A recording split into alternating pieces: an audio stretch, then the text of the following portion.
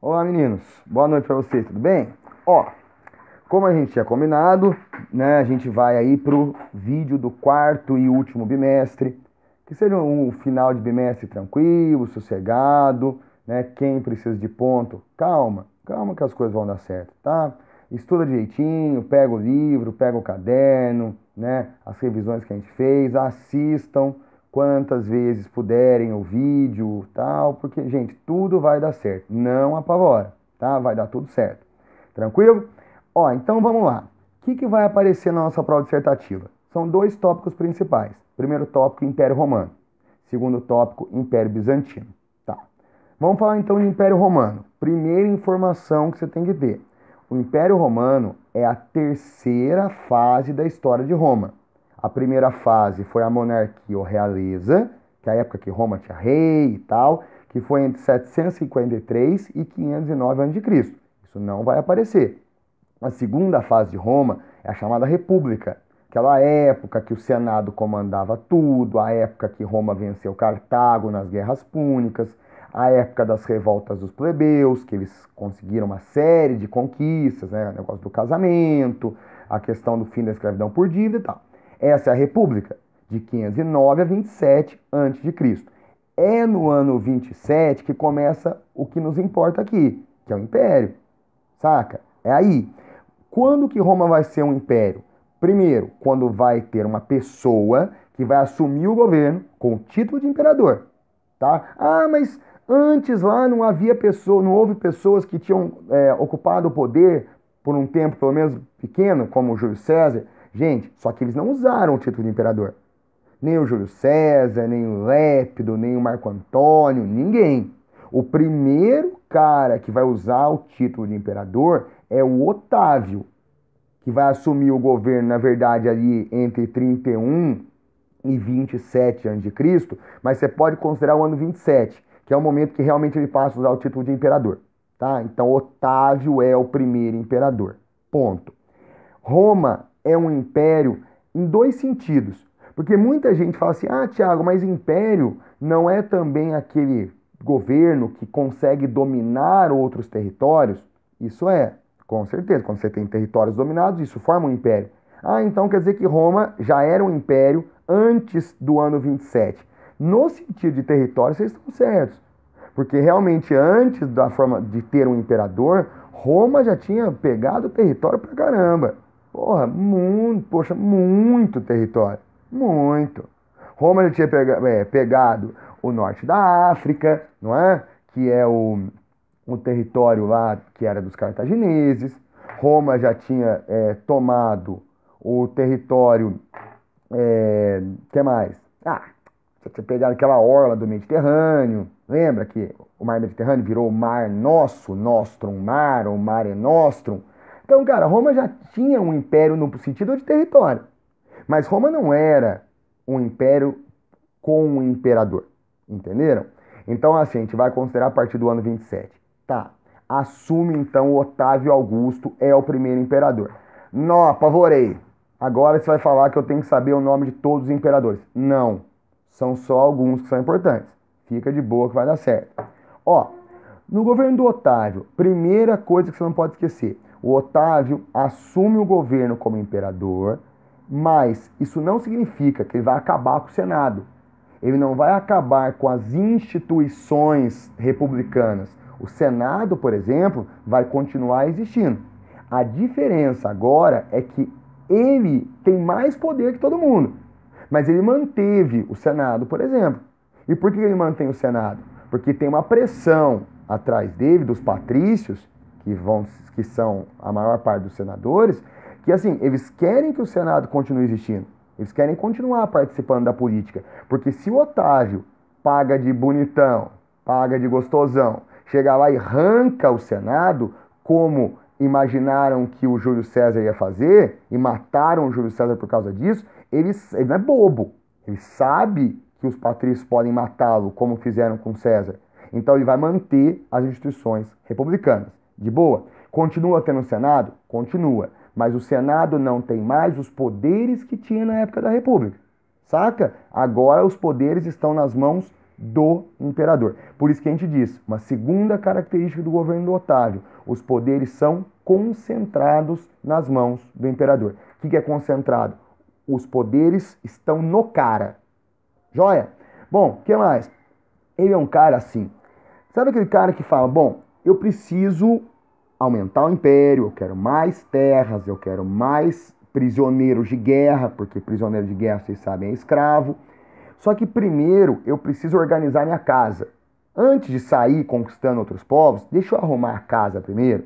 Quando eu falo arrumar a casa, o que é isso? Ele quis organizar melhor as coisas dentro de Roma. Por exemplo, o exército. Cara, o exército, o que ele fez com o exército? Ele profissionalizou o exército. O exército romano, que já era muito bom, antes da época do governo do Otávio, vai se tornar melhor ainda. Com mais técnica, com mais formação e tal. Beleza? Então, o exército profissionalizado. Outra coisa, momentaneamente, ali, como ele queria dar uma organizada interna no império, o que ele fez? Ele deu uma diminuída nas conquistas territoriais. Porque não dá para ele organizar internamente o império e continuar com um monte de guerra lá fora. Não rola, gente. Não rola. Então ele dá uma paradinha nas conquistas territoriais. De boa? Bom, o que mais que a gente tem no período imperial? Isso é importantaço. Importantaço. É a Pax Romana. Traduzindo, a paz romana. É um período do século I ao século III, depois de Cristo, em que os imperadores romanos, não é só Otávio, são os caras do século I ao III. Os caras vão criar um mecanismo para manter o império em paz. Cara, se o seu império está em paz internamente, se a população está de boinha, se ninguém está reclamando, se ninguém está se revoltando, cara, isso vai te deixar forte para conquistar os outros. É isso que é o negócio. Então a Pax Romana, primeira coisa, para manter o negócio funcionando, a população tem que ficar quieta, não só porque ela gosta de você, mas porque ela tem medo de você. Então, assim, manter um exército poderoso era uma condição básica. E vai manter um exército poderoso. Porque um exército poderoso, as pessoas ficam com medo do exército. Certo? Eita, minha câmera tá top de linha. Calma que o negócio vai dar certo. Eita, Lelê. Enquanto eu arrumo, vamos... Espera aí que eu tô com fome. Eu trouxe um negocinho aqui. Iogurte. Moçada, iogurte faz bem pra saúde, viu? Para com esse negócio de Coca-Cola. Toma um iogurtinho que vai bem. Então, fortalecimento militar. Isso ajuda na Pax Romana. Outra coisa. Naquele momento, como o Otávio tinha, para organizar o império, ele tinha dado uma diminuidinha nas conquistas de território, sem conquistar novos territórios, o cara não pega mais escravo. Porque o escravo ele pega quando ele conquista algum povo. Então, naquele momento, você diminui um pouquinho o número de escravos. E para não faltar trabalhador, o que você faz? Para não faltar trabalhador, uma das soluções é o chamado colonato. O que é o colonato? O que é o colonato? O colonato é o seguinte, é o carinha que não tem terra, aí o cara quer plantar, porque ele tem que viver, comer, tem a família, tem a esposa, tem os filhinhos e tal.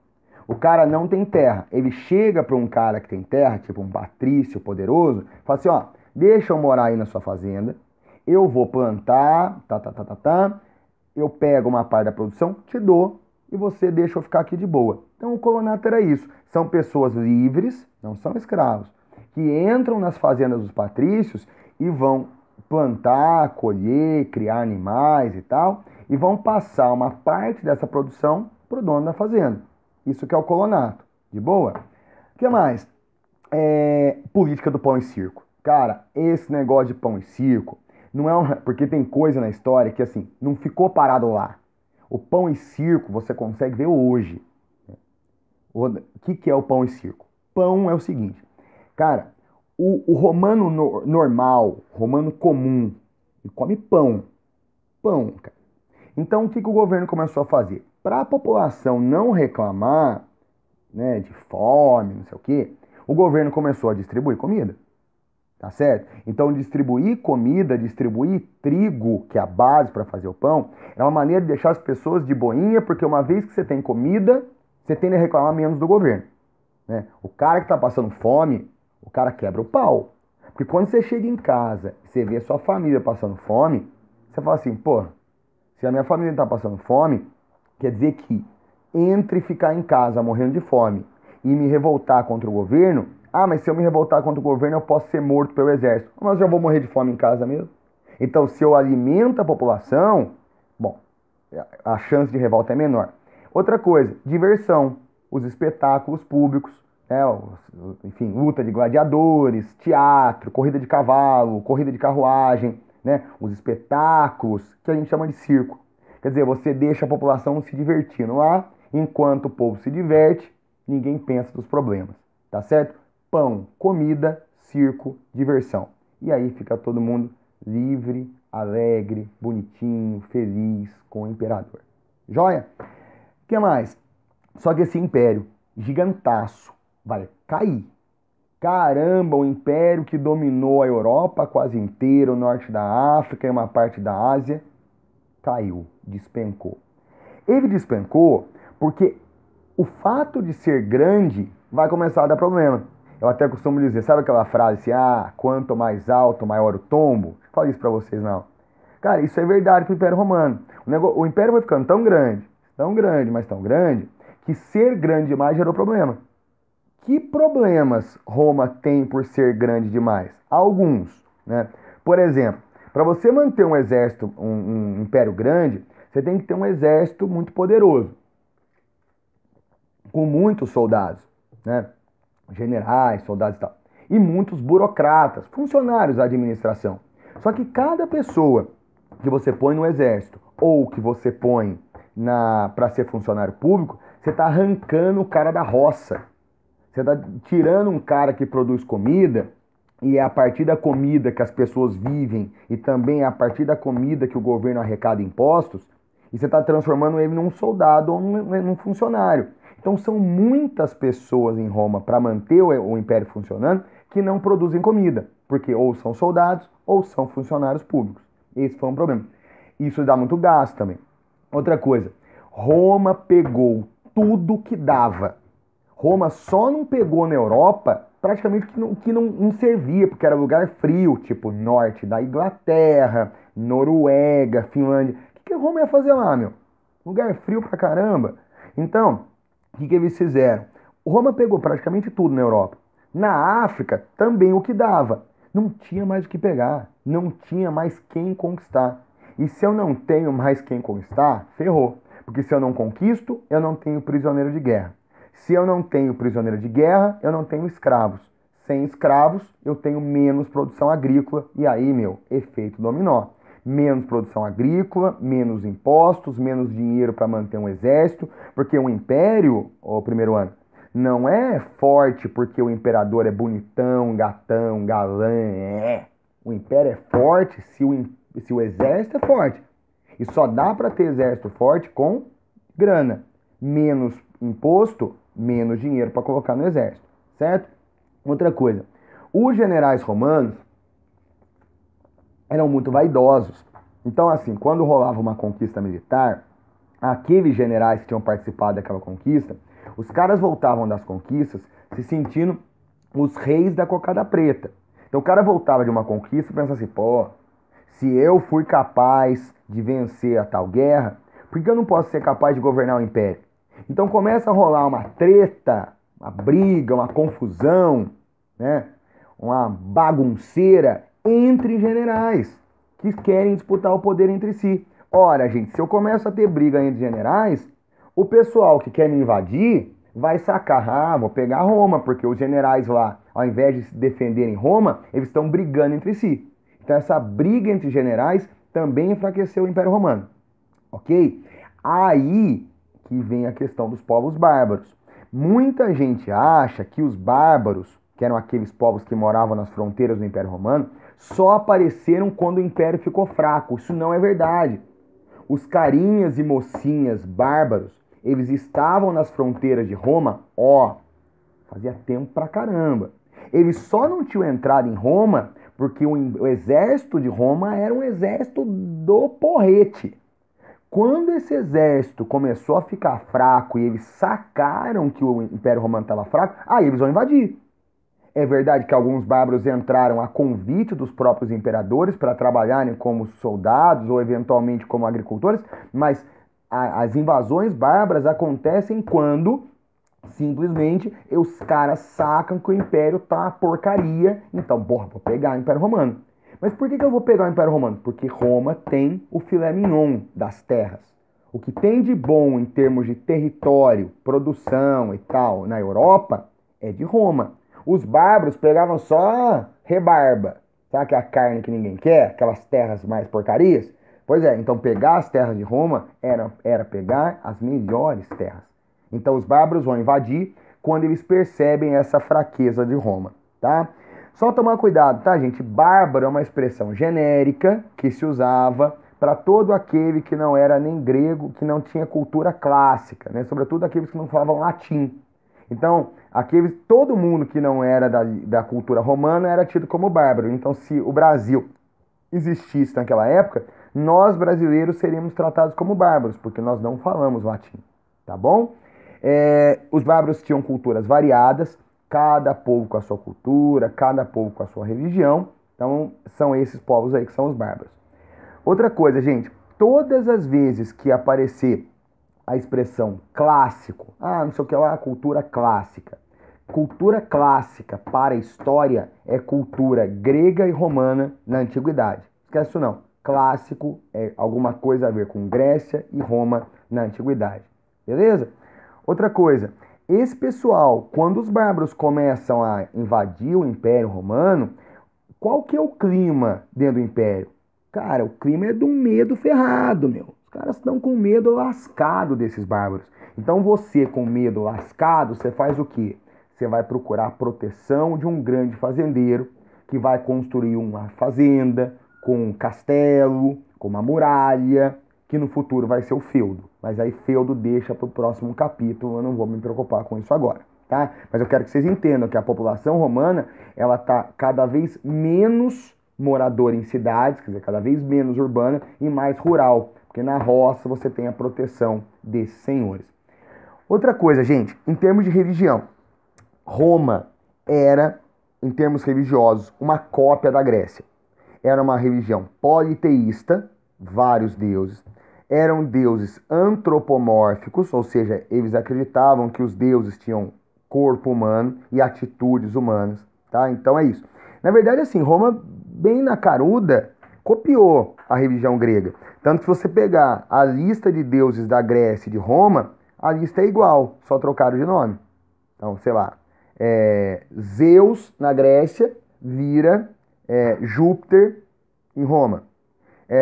O que mais? Afrodite, a deusa do amor e da fertilidade na Grécia, vai para Roma e vira Vênus. Então são os mesmos deuses. Agora, tem um negócio, meu. Dentro do Império Romano vai surgir a religião cristã, tá? Primeira informação, Jesus Cristo nasceu no ano 1. Ano 1. Cristo nasceu dentro do Império Romano. Cristo nasceu em Belém, né? Onde hoje fica a Cisjordânia, e aquilo era, na época, um território romano. Então, Cristo nasce dentro de Roma. Beleza. Então, essa é a primeira coisa.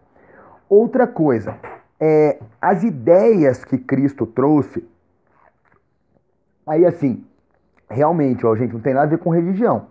Quem não quiser acreditar no cristianismo, fica à vontade. Isso aqui não estou querendo falar que o cristianismo é bom ou ruim. Cada um segue o que quiser. Se não quiser seguir nenhuma religião também, de boa. É a opção de cada um. Agora, o que eu vou falar para vocês não é propaganda do cristianismo. Eu vou falar para vocês o que o Cristo histórico, quer dizer, aquele personagem, o que ele fez. Cristo, primeiro, ele era judeu. Os judeus são monoteístas, acreditam num Deus só. Então já começa a dar problema, porque Cristo defende um Deus só, enquanto os romanos defendem vários deuses. Certo? Primeiro problema. Segundo problema, como é que eu posso dizer para vocês? Cristo trouxe uma mensagem de paz. Aí não é uma questão de ser religioso não, moçada. Mas, por exemplo, você pegar uma frase, por exemplo, amai uns aos outros como eu vos amei. Cara, a ideia, Cristo traz uma mensagem de paz. Agora, paz é tudo que Roma não gosta. Porque de onde que vem a grandiosidade de Roma? Da guerra e não da paz. Então essa mensagem de paz do cristianismo não bate com as ideias de Roma. Outra coisa, os cristãos não aceitam cultuar o imperador. Um mala, chato, arrogante, ou o que mais que vocês queiram, que promove a guerra, mata pessoas. Como é que eu vou cultuar um cara desse? Não aceito cultuar. Então isso aí incomoda os imperadores romanos, sacaram? Então essas coisas aí que vão colocar o cristianismo contra o Império Romano. Então a questão do cristianismo ser monoteísta e o Roma politeísta, a questão do cristianismo defender a paz enquanto Roma defende a guerra, e a questão do culto ao imperador, que Roma queria que continuasse, os cristãos eram contra. Tranquilo? Cristo foi morto pelo Império Romano, tá? A crucificação de Cristo é uma atitude do Império Romano. Agora, com a morte de Cristo, essa mensagem que ele deixou, que deu origem ao cristianismo, essa mensagem foi atingindo cada vez mais e mais pessoas. Principalmente no começo, o cristianismo vai ser uma religião que vai ter uma aceitação muito boa entre as pessoas mais pobres. Porque essa ideia, essa noção cristã do paraíso, por exemplo, da salvação eterna, né, digamos, cara, aquela pessoa, cara, você é um plebeu, né, que se lascou a vida inteira, trabalhou de sol a sol, pá, não sei o que lá. Cara, quando você encontra uma religião que te fala assim, pô, tem um caminho que você pode seguir para ter a salvação eterna, cara, você vai para lá, entendeu? Porque você fala, pô, pelo menos depois que eu morrer, eu vou ter tranquilidade, paz e não sei o quê. Então, essa questão da salvação eterna é uma coisa que vai atrair muitas pessoas, principalmente de camadas mais pobres da sociedade, para o cristianismo. Só que mesmo os cristãos sendo perseguidos, o número de cristãos no Império Romano não parava de crescer. Foi só aumentando, aumentando, aumentando. Tanto é que o imperador Constantino fez o quê? O imperador Constantino, no ano 313, ele criou uma lei chamada Édito de Milão. E nesse Édito de Milão, ele estabeleceu o quê? Está liberado. Quem quiser ser cristão pode ser cristão. Quem quiser continuar a seguir a religião romana não tem exatamente um nome, a gente vai chamar ela de religião pagã. Pode continuar no paganismo. Então tá liberado, certo? Quem quiser ser cristão, de boa. Quem quiser ser pagão, de boa. Isso vai naturalmente. Pô, se era uma religião perseguida e as pessoas continuavam mais e mais indo para ela, imagina agora que estava liberado. Então o cristianismo não para de crescer. Tanto é que um dos últimos imperadores romanos, chamado Teodósio, não é o último é o Rômulo, ele é um dos últimos. Ele vai transformar o cristianismo na religião oficial do Império Romano. Isso no ano 380, tá? No Édito de Tessalônica. Então, quando o Império Romano acaba, dominado pelos bárbaros, o Império Romano é um império cristão. De boa? Bom, então no Império Romano é isso. Agora do Império Bizantino, o que você tem que saber? Gente, esse tal de Teodósio, que foi esse cara que tornou o cristianismo a religião oficial do Império, era um cara muito safo, sabe? Muito esperto. O que o Teodósio começou a manjar? Que o Império Romano estava funcionando da seguinte maneira. Tinha uma parte que era a parte leste do Império Romano.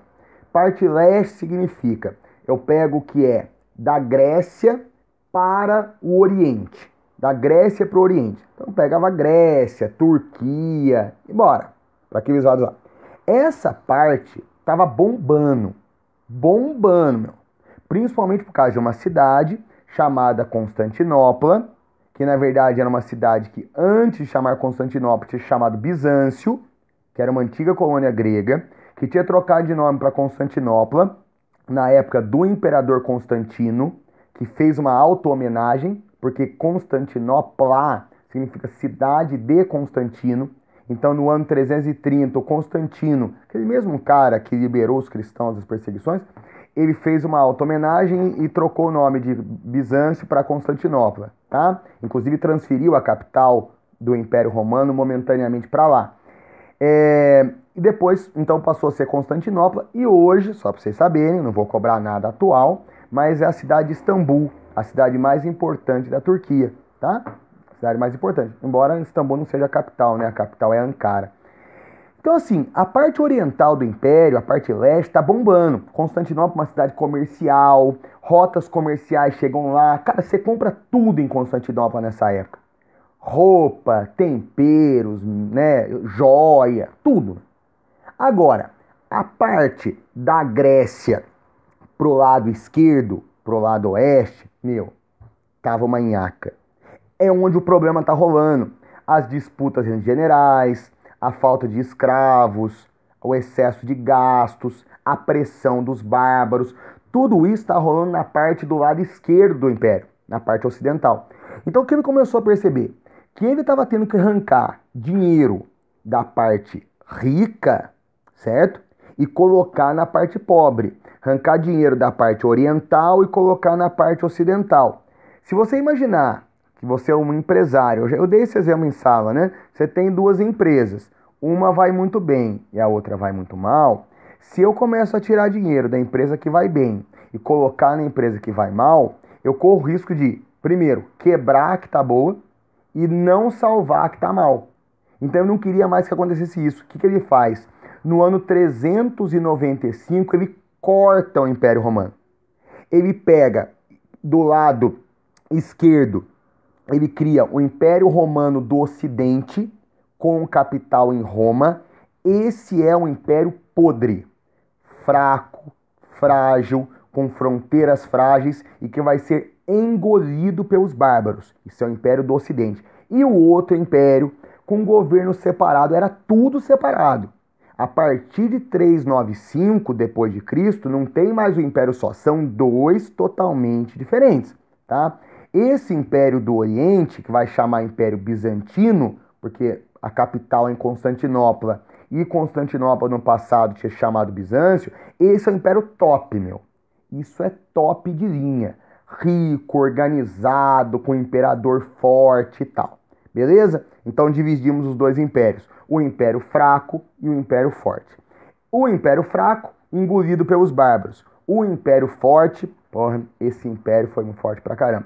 Ele existiu de 395 depois de Cristo até 1453. Cara, um império grande, durou muito tempo, durou mais de 1000 anos, tá? Como é que funciona esse império? Primeiro, o coração dele é a cidade de Constantinopla. Constantinopla é uma cidade comercial, por causa das rotas comerciais que passam por lá. Do ponto de vista do governo, política no Império Bizantino. Cara, os imperadores bizantinos tinham muito poder. Eles mandavam tanto na parte política administrativa, quanto na parte religiosa. Tanto é que a gente fala aqui em termos de política, o Império Bizantino usava um modelo chamado de Césaropapismo. César significa governante, Papa, líder religioso. Então o imperador bizantino é as duas coisas ao mesmo tempo. Ele é governante, César, e Papa, líder religioso. Certo? Cara poderoso pra caramba. De todos os imperadores bizantinos, a gente vai estudar um só, que é o importante, que é o mais conhecido, que é o Justiniano. O Justiniano é um cara que governou o Império Bizantino no século VI, entre 527 e 565 depois de Cristo. Cara, pensou no Justiniano, você vai pensar na seguinte frase: é o imperador do esplendor do Império Bizantino, ou seja, quando o Império estava top, e da expansão territorial do Império Bizantino, certo? Esse é o Justiniano. Durante o governo dele, algumas coisas aconteceram de importante. Primeiro, o cara, ele tinha uma ideia que era recuperar todas as terras que no passado tinham feito parte do antigo Império Romano. Ele queria pegar tudo de volta. Ele queria pegar a Itália de volta, ele queria pegar a Espanha de volta, ele queria pegar, que estava na verdade tudo sob o comando bárbaro nessa época, né? Pegar o norte da África de volta, e ele conseguiu. Não exatamente pegar tudo, mas ele conseguiu pegar uma boa parte daquilo que antigamente fazia parte do Império Romano. Ele pegou a Itália, pegou a Espanha, pegou o norte da África, tanto que ele voltou a dominar o mar Mediterrâneo, saca? Então ele foi um cara muito eficiente nessa questão militar. Agora, não existe milagre. Guerra custa dinheiro. Gasto do governo aumenta com a guerra. E como é que o governo paga a conta de guerra? aumentando impostos. Quando você aumenta impostos, você deixa tanto os mais pobres aborrecidos quanto a elite. Os dois, tanto o mais pobre quanto a elite. Tranquilo? Então você começa a ter no Império Bizantino uma série de revoltas populares contra o aumento de impostos. Entre elas, a mais importante é a revolta de Niqué, que eu coloquei para vocês direitinho aí. A revolta de Niqué aconteceu no ano 532.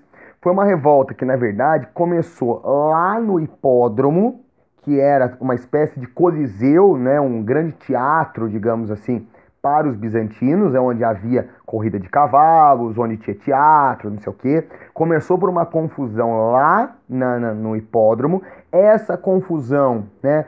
Lembra? Eu contei para vocês, tinha dois cavalos, e aí ninguém sabia quem tinha vencido a corrida de cavalos. O imperador Justiniano foi lá e determinou o vencedor. A população que estava no estádio ficou chateada, aborrecida, né, com o governo, e aí eles aproveitaram isso para se revoltar contra a questão dos impostos. Foram para o Palácio Imperial para pressionar, na verdade, o Teodósio a diminuir os impostos, e o cara foi tolerância zero.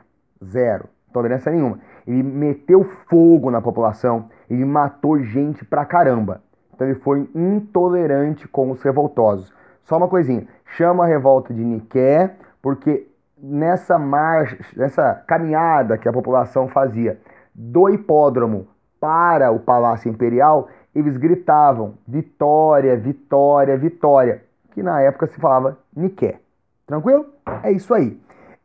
O que mais? Questão religiosa. Gente, dá para sacar. Se o imperador bizantino ele tinha poderes de papa, poderes religiosos, é óbvio que ia dar treta entre ele e o Papa, digamos, oficial, que é o Papa de Roma. Porque aí fica assim, quem é que manda? No cristianismo do Império Bizantino é o imperador, que nomeava um patriarca lá, que era o patriarca de Constantinopla. E no resto, quem mandava era o Papa de Roma. Isso não ia dar certo. Não ia dar certo. Isso aí era uma coisa anunciada. E aí o que aconteceu? Houve um momento que vai dar uma treta tão grande que vai haver uma separação das duas igrejas, que a gente chama de cisma do Oriente. Cisma do Oriente.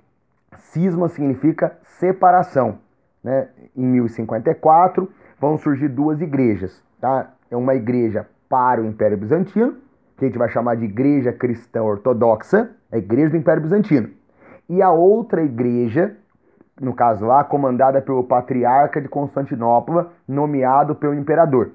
E a outra igreja do Papa de Roma, que vai chamar-se Igreja Católica Apostólica Romana. Por que as duas vão ter... Por que vai haver essa treta e a separação? Bom, algumas coisas. Na religião bizantina, o culto religioso era um culto feito em grego.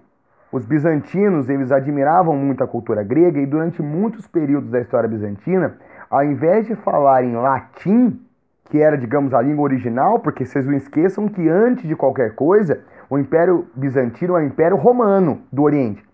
E o Império Romano era um império que falava latim, não tem a menor dúvida.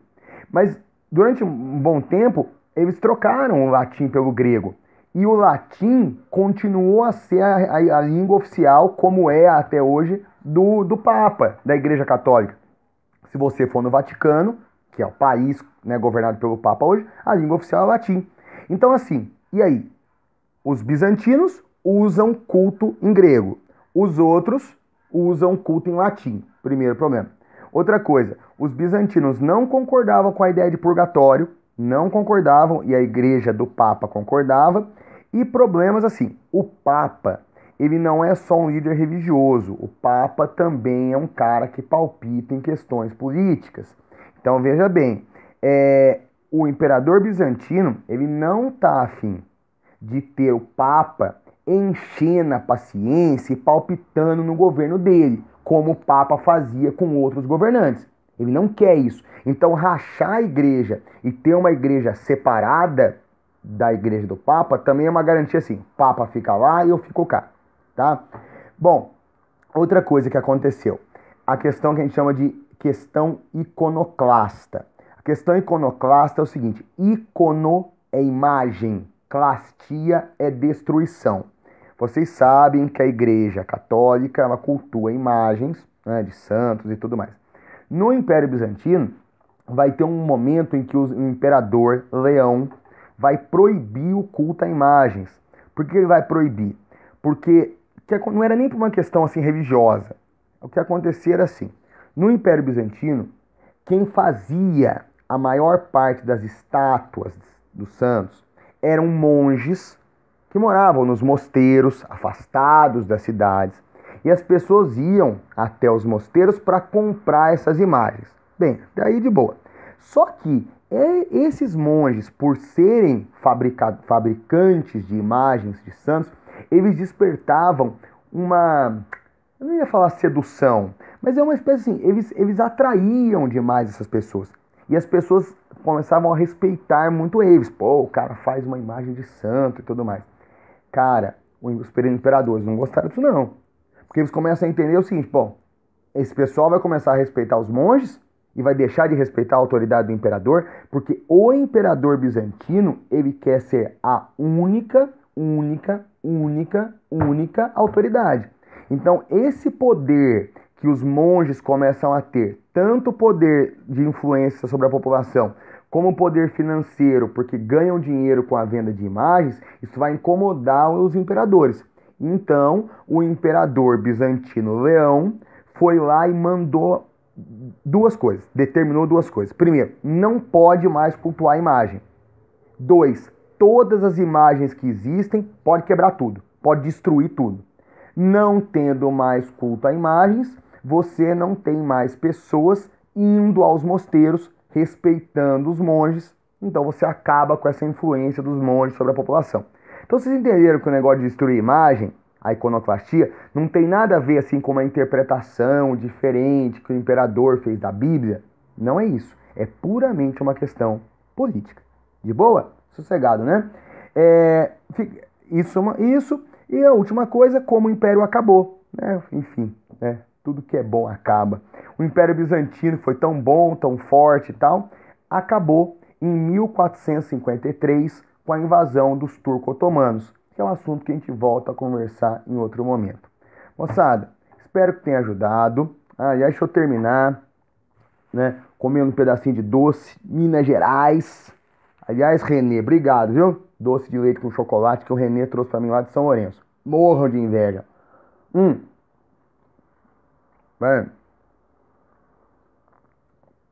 Que o vídeo... Engasguei aqui. Espero que o vídeo tenha ajudado vocês. Fiquem tranquilos, estudem, tudo vai dar certo. Tudo vai dar certo. Qualquer coisa que precisem, pergunta lá na escola, manda mensagem no Facebook, manda mensagem no YouTube, certo? Tudo vai dar certo, moçada. Na paz, na tranquilidade, estudando. Beleza? Moçada, um abraço pra vocês, bons estudos, fui!